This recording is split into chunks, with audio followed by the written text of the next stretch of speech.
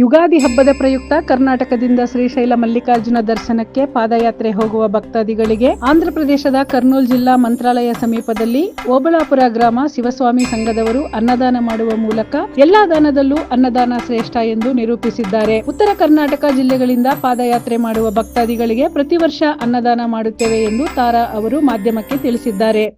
ನನ್ನ ಹೆಸರು ತಾರಾ. ಆಂಧ್ರದಲ್ಲಿರುವಂತಹ ಓಬಳಾಪುರ ಊರು ಮಂತ್ರಾಲಯ ಮಂಡಲ ಕರ್ನೂಲು ಜಿಲ್ಲೆಯಿಂದ ಉಗಾದಿ ಹಬ್ಬದ ಪ್ರಯುಕ್ತವಾಗಿ ಶ್ರೀಶೈಲಕ್ಕೆ ನಡೆದುಕೊಂಡು ಹೋಗುತ್ತಿರುವ ಭಕ್ತಾದಿಗಳಿಗೆಲ್ಲರಿಗೆ ಅನ್ನದಾಸೋಹ ನೀಡುತ್ತೀವಿ. ಐದನೇ ವರ್ಷದ ಅಂಗವಾಗಿ ಎಲ್ಲರೂ ಬಂದು ಚೆನ್ನಾಗಿ ಊಟ ಮಾಡ್ಕೊಂಡು ಹೋಗ್ತಾ ಇದ್ದಾರೆ. ಎಲ್ಲರಿಂದ ಚೆನ್ನಾಗಿ ಊಟ ಆಯ್ತು ಅಂತಂದೇಳಿ ಅವರೂ ಹೇಳ್ತಾ ಇದ್ದಾರೆ. ಓಬಳಾಪುರ ಇಲ್ಲಿ ನಮ್ಮ ಸಮೀಪದಲ್ಲಿ ಇರುವಂತಹ ಆಲ್ವಿ ಹತ್ರ ಸ್ವಲ್ಪ ಮುಂದೆ ಬಂದರೆ ಒಂದು ದದ್ದಲ ಅಂತ ಗುಡಿ ಇದೆ. ಅಲ್ಲಿ ರೋಡ್ ಸೈಡಲ್ಲಿ ನಾವು ಅನ್ನದಾಸೋಹ ಮಾಡ್ತಾ ಇದ್ದೀವಿ.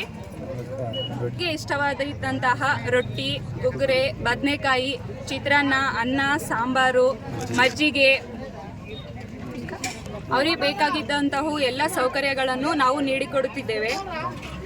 ಎಲ್ಲರಿಗೆ ಶ್ರೀಶೈಲ ಸಮೇತ ಭ್ರಮರಾಂಬಿಕಾ ಮಲ್ಲಿಕಾರ್ಜುನ ಸ್ವಾಮಿ ಆಶೀರ್ವಾದ ಎಲ್ಲರಿಗೂ ಇರಬೇಕಂತ ಮನಸ್ಫೂರ್ತಿಯಾಗಿ ಕೇಳ್ಕೊಳ್ತಿದ್ದೀವಿ.